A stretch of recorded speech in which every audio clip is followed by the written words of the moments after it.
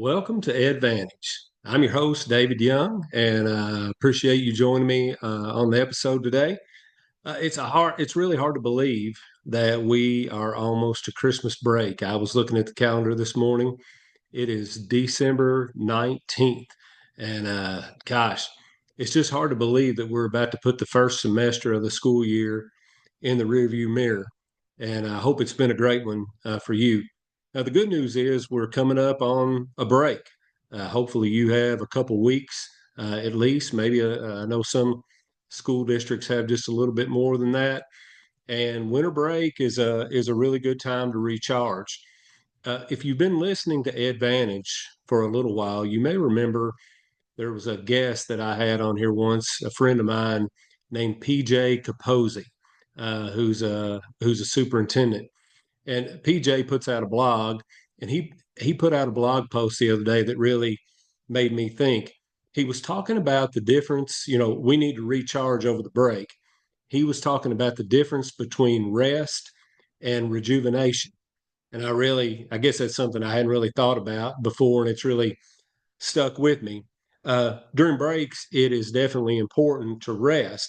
But what PJ said was resting activities are different than rejuvenating activities. You need to rest, but if you don't do some rejuvenating activities before you come back in January, you might end up rested, but then be back to work and have really low energy, which is not what you want. So I want to encourage you today, and my friend PJ would encourage you as well. Make sure you get some rest over the break, but before you come back, do some things to help you rejuvenate. Things like reading, reflecting on the goals that you have for the second semester, whether those are school goals, professional goals, or personal goals. Take time to plan, take time to exercise, take time to eat well. If you have a daily prayer time, you need to spend time doing those type things. You need to do those things after you've gotten pretty good and rested. You need to do those things to rejuvenate, so when the second semester hits, you hit the ground running and with your staff, and that you're ready to go. So those are things that refill your tank, and refilling your tank is important. So I want to encourage you to do those things, and I want to thank my friend PJ for that reminder. So let's get into our topic for today. It's part two. I haven't done a part two. I haven't done a two-part episode before, so this is the first one. It's part two from last week, and last week's episode title was "The Principal's Job in One Sentence," and that one sentence was, to be a successful principal, you must be able to recognize who your superstar teachers are, and then make as many other teachers as possible look, speak, act, and generally be like your superstars. Now, you might remember that came from my book that was recently published called Unlocking Academic Achievement, A Principal's Guide to Improve Measurable Results. So, that book is a step by step process for principals to take your school from where you are academically to where you want to go academically. So this whole idea of harnessing the power of your superstars is a big part of that. So if you think about it, why is that? Well, if you think about it, in your school, if all of your teachers operated like your very best teachers, how would that change what your building looks like and feels like? What would that change your success levels to? And again, we talk a lot about instructional leadership and academics, but your superstar teachers do a lot of things well with behavior management, parent communication, data analysis, fill in the blank. They do lots and lots of things well. So if all of your teachers were operating similarly to your superstar teachers, what would that make your building look like? It would make a tremendous improvement in academics, but also relationships, discipline, work ethic, expectations. If you could scale the practices of your superstars into all classrooms, it would be a game changer for your students, and it would be a huge success for your school. So let's go back to last week. I want to do just a little recap of last week before we jump into part two today. So here's some things we talked about. We talked about the fact that we started with the principal's job is a tough job. It is. It's probably arguably the most, excuse me, important job in the school district. It's a tough, complex job that requires a broad skill set in order to do it really well. And it also requires the principal to wear many hats. We talked about all the different jobs you have, from safety, chief safety officer, instructional leader, disciplinarian, coach, counselor, etc. And of course, of those, the most important one, we're in the teaching and learning business. We want kids to excel academically and to be ready to go on into their lives and into their careers and be successful. So the most important one is that the principal needs to wear the hat of instructional leader. Now, the silver lining we talked about is that as the principal, that doesn't mean you have to be the best at everything. You don't have to be the world's leading expert at every single thing. But on the other hand, you do have to recognize what the best looks like when you see it. So you don't have to be the best, but you do have to be able to recognize the best, to know who or which teachers or which other professionals in your building are the best at that particular thing. We also talked about how, along those lines, you do have those people. There are experts in your building who are so good at many of the things that you're trying to improve in, or many of the areas you're trying to improve in your school. The problem is, a lot of times they exist in what I call pockets of excellence.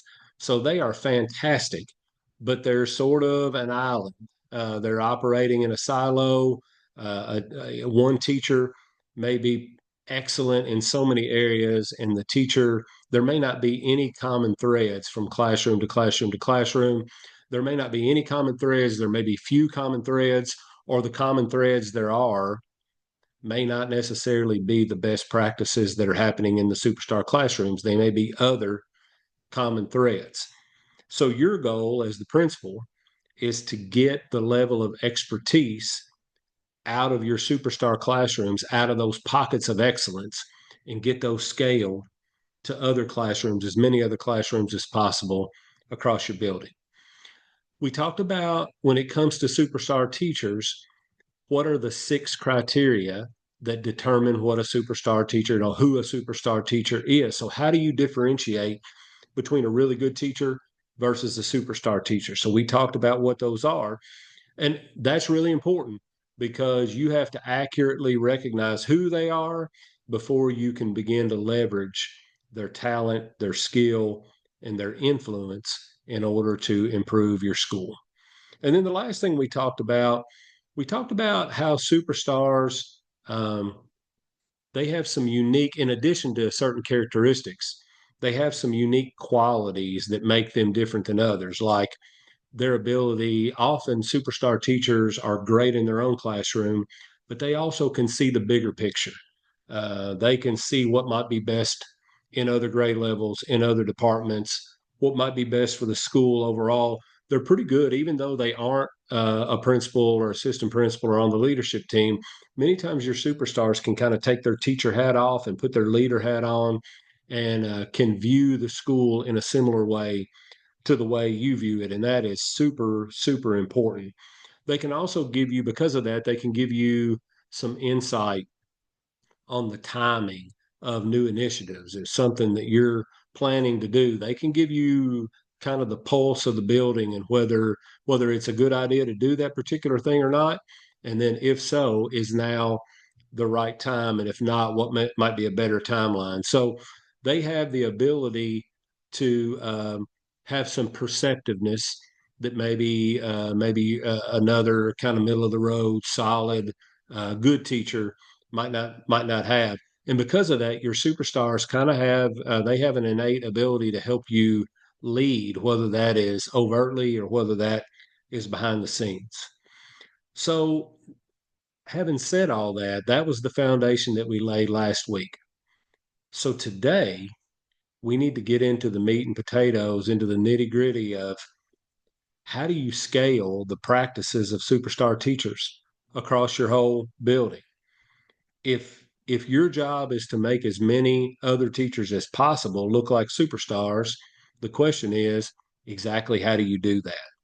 So before we get there, I want to go ahead and give you a preview of what the end result needs to be. Because if you understand where you need to get to eventually, I think we'll be able to back our way into how do the superstar teachers help us get there.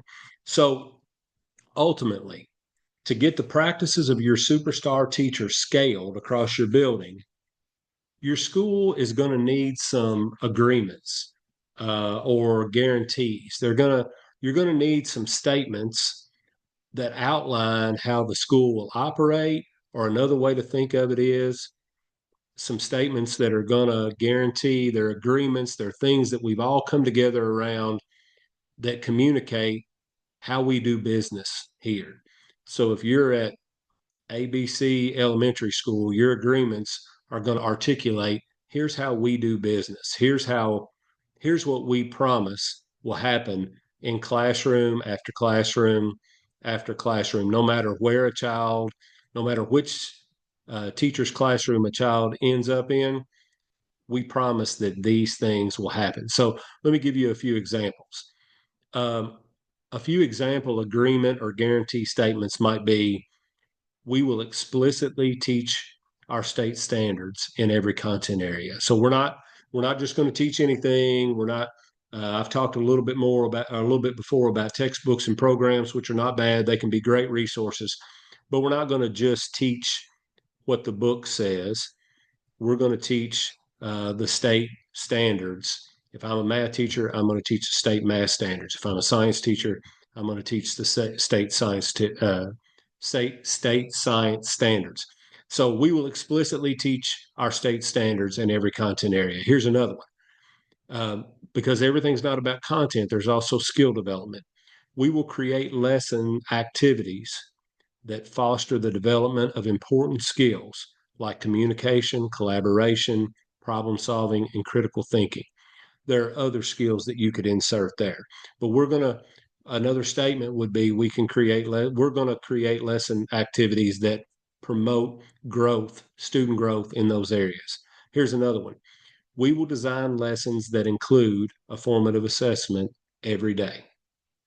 Here's another one. We will regularly examine assessment data and use it to make instructional decisions. So formative assessment and using data. What we're saying is across our building, whether it's in a science classroom or an art classroom, whether it's in a reading classroom or math, English language arts, whatever it is, uh, we're going to have a formative assessment every day. We're going to regularly examine data from those assessments, and we're going to use that data to make instructional decisions. And then here's the last one. We will actively engage students regularly throughout our lessons. So what you're communicating through that agreement is when we teach, it's not going to be sit and get, it's not going to be kids just passively engaged. There may be parts of the lesson where they're passively engaged, but it won't be for too long. And then regularly, on a regular, consistent basis throughout lessons, we will actively engage kids. So those are some, at the end of the day, your school needs to get to where there is a set of those agreed upon statements that articulate here is what we guarantee will happen classroom after classroom after classroom. So to scale what your superstars do, eventually you have to get to those statements. So let's kind of back our way up from that. So here's the connection to your superstar teachers. The agreements or guarantee statements need to mirror the practices, the best practices that your superstar teachers need every day. So that's where eventually these statements are going to come from. They're going to come from what it is that makes your superstar teachers superstar teachers. Now, once you get those agreements in place, you can make those as the leader, you can make those the center of every learning opportunity for teachers that you have, whether those are PLC, professional learning community meetings, maybe staff meetings. When you plan professional development sessions, or sometimes we call those professional learning sessions, those would be based on those agreements. When you do walkthrough observations, the feedback that you give teachers to help them grow would be based on those agreement statements. All of those are structures that you can use to help teachers improve. So once these agreement or guarantee statements are in place, those are the correct vehicles for you to use to scale those across your building. So after those are in place, it's up to you to train teachers to meet the expectation and then coach and hold them accountable for living up to that expectation. So now, how do your superstars, how do you go from recognizing your superstars? Now I can see what the end is. What do I do in between? So the first thing is, after you identify your superstar teachers, you need to begin learning from them and you need to begin learning with them. And I think I mentioned that in the episode last week. Uh, you need to develop an understanding, and they need to understand that about each other as well. If you can make that happen, what do each of them do that makes them superstars? So you need to learn from them. What is it that makes students excel in your classroom? What is it that makes you one of the most highly effective, talented, and skilled people that we have? So what makes them superstars? So that's learning from them. Learning with them, I highly encourage you, if you can go visit a school that may be similar geographically or demographically or both to yours, that is higher performing than you are, I highly encourage you, if you can, to go visit that school, take some of your superstar teachers or all of your superstar teachers with you. And I think what you'll see that many of the same best practices that are happening in your superstar teachers' classrooms are also happening in these high performing schools. The only difference is it isn't in pockets of excellence, it's happening across the whole school. Those are the common threads in the school are the best practices, and that's where we're trying to eventually get to with these agreement or guarantee statements. Now, I will say, when you visit, if you're able, it's a powerful experience. If you're able to visit high performing schools, it's great for you. It's great for your superstar teachers. Number one, they will see things that they do, and that will be affirming to them. It will help them know, hey, I thought that was a best practice. Now I see that happening school wide. That makes me just want to double down on it and do an even better job of it. So it will be good for them from an affirmation standpoint. The other thing, though, is it will show you and the superstars, here's how to scale that across the building to other teachers' classrooms. It'll give you an idea of how do we take that skill and how do we turn that into a scalable system that we can train other teachers to use. And then I would say probably the third thing is, you may see a couple things that your superstar teachers aren't doing that are really, really high level best practices. And then you'll be able to steal those ideas and come back and use those in your own school. And I use the word steal lightly because I will tell you, in my career, I have visited so many schools that were higher performing than mine. And then I was fortunate later on to have schools come and visit my schools and visit my district to see high performance. And what I find is, we're all in this together. We're all trying to help each other. I've never been in a school that was high performing where I felt like they were keeping information from me. They were telling me, here's what we did, here's where we used to be, and here's where we are now, and here's how we got there. And I know I always reciprocated that. And I think our principals in my school district did that as well when others came to visit us. So high performing school visits are big for you and your superstar teachers. And then, of course, between those two things, what's happening in their classrooms and what's happening in the high performing schools, you got to figure out how much of that is scalable versus how much of it is just um, talent based and maybe hard for you to scale. And I think I mentioned this last week. You will find there's a lot more of it that's scalable than you might initially think. You may think a lot of it's talent based, but you will learn, I believe, that much of it is scalable. And again, those scalable practices are what your agreement statements need to be built on. Now, I want to put out a caution or a warning, and this is something I may have mentioned before as well. But you want to make sure that your superstar teachers aren't eventually viewed as like an inner circle of favorites that you have. They're not like this exclusive club. Like you want to spend time with them individually. I hope you're able to pull them together as a group and spend time with them, but you do want to be careful. You need to be talking to them, but you need to have other groups of teachers that are meeting with you. You need to be talking individually with all of your teachers and just differentiating the conversation that that you have with each one of them so that you're not singling out your superstar teachers as this exclusive group. So along those lines, once these um, agreement statements are in place, you're going to want to start talking about those in PLCs. And of course, your superstar teachers are doing these things really well already. So in the PLC, don't put a bullseye on them, but encourage them beforehand. Let them know, do a little front loading, let them know, hey, next week in PLCs, we're going to be talking about student engagement. And that's something that is one of our guarantees. It's something that you do really well in your classroom.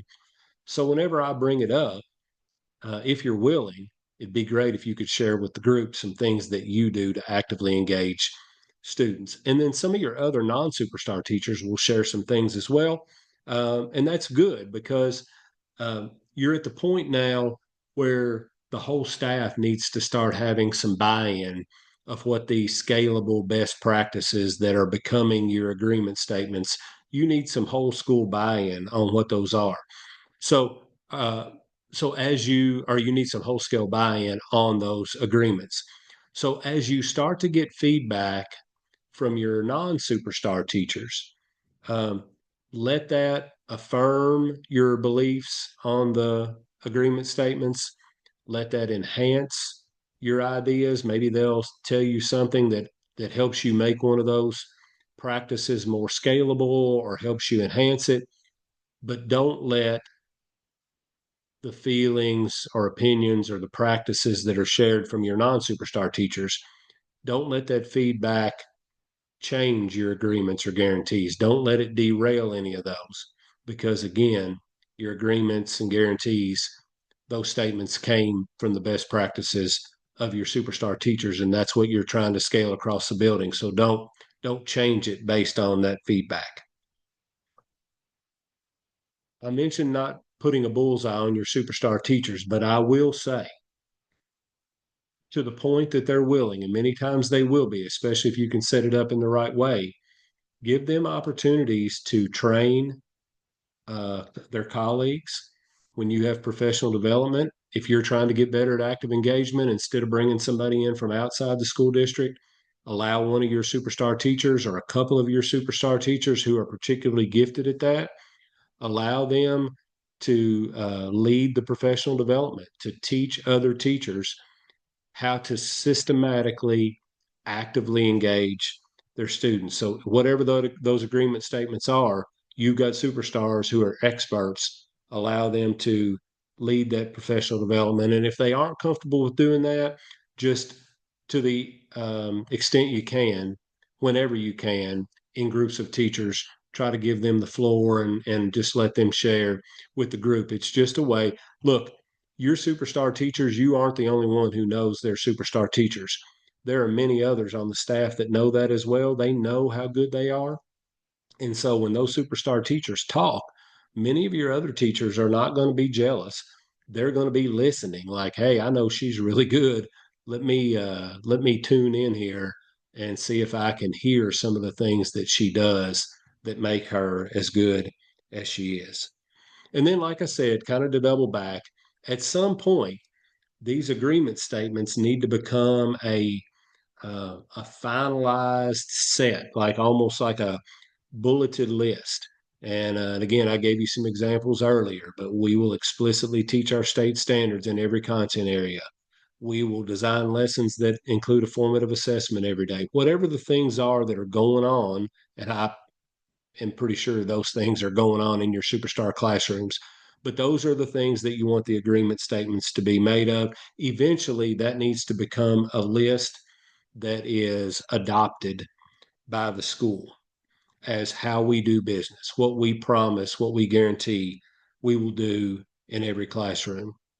So once you adopt them, once the whole school has wrapped their arms around them and said, okay, we're good with this, make sure to make those agreement statements visible. Make sure to make them well known to your teachers, of course, but also to your students and also to their parents. When you do that, it serves two purposes.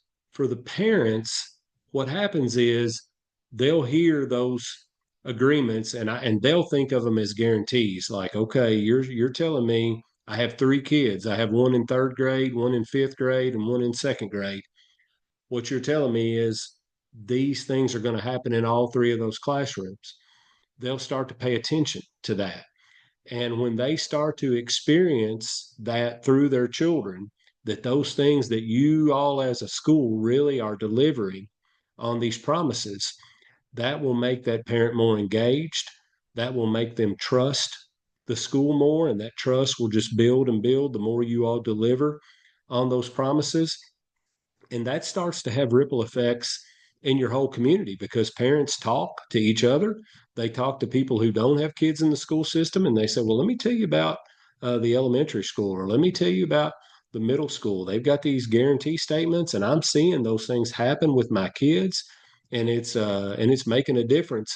It can have a big time positive effect on the positive momentum in your school. And then the other thing that it will change is those agreement statements will start to change the conversations in your school. You will notice as you walk up and down the hall, as you pop in the teacher's workroom, as teachers are in PLCs and they're just talking on their own, you will notice that they are starting to talk about the agreements. They'll be using the vocabulary, they'll be using the same vocabulary, they'll be working on similar things, they'll be talking about those things, they'll be sharing things that have worked in their own classroom. So it'll start to change the culture of your school through changing the complexion of what people are talking about. So, with agreement slash guarantee statements in place, your job as the principal is to work in a focused, long term way. And we haven't talked about the long term part. So, let me get to that in a second. Focus long term way to get those things scaled across classrooms. And so, here's the long term part. I mean, it's going to take a little while. You may come out with 8 or 10 or 12 agreements. I want to caution you not to have too many. You know, don't have 25. I mean, that's too many. 20 is probably too many. Somewhere in that 10 to 15, even as low as maybe 8 to 15, somewhere in that range is something that is manageable. If it gets to be more than that, you know, now it just feels overwhelming for the staff. So 8, 10, maybe 12, something like that. But my point is, it's still 8 to 10 to 12 to maybe 15 at the most. There's still a lot there. So you can't just snap your fingers and have those things. You can't work on, you know, if there's 10 statements, you can't work on all 10 of them at once. So you're going to have to chip away at it. So give yourself some grace, but also don't stop. Don't stop working on it. Once those things are in place, I would encourage you as the principal to literally not work on anything else except just emergency things, things that you have to. Everything that you plan for needs to be planned around those 10 agreement statements. Dedicate every minute that you can and dedicate every strategy you have to going through this cycle, training teachers, discussing, talking with teachers about these things, getting into lots of classrooms, doing observations, leaving feedback, analyzing data that is produced by the agreement statements, and then loop back. Now we know more. Now we need to do more training. We're going to discuss and talk about it more. I'm going to do more observations. I'm going to give teachers feedback on how to improve. We're going to analyze data. We'll loop back to training. So you've got 10 statements and you're just going to be chipping away at those, kind of going through that cycle. And that really becomes the definition of your work. That's how you're moving the school forward, and it's how you've gone from superstar teachers and the things that they do well, and you have operationalized those into things that the school can become laser focused on and can work on over a period of time, where you will continue to just see your school improve and improve and improve some more, um, on a consistent basis. And that's really what we want. When we do that, we're going to see students in all classrooms start to have the same type of experience that students are having today in your best teachers' classrooms, in your superstar teachers' classrooms. And at the end of the day, that's what the principal's job is: getting as many teachers as possible to look, act, behave, speak, teach, just generally be like those superstar teachers. And this is a way to do it. So that is all for now. I want to thank you again for joining me today on Advantage. Now it's December 19th. Next week is Christmas. I won't have an episode next week, but I'll be back in the new year. So Merry Christmas, Happy New Year, and I'll see you next time. Take care.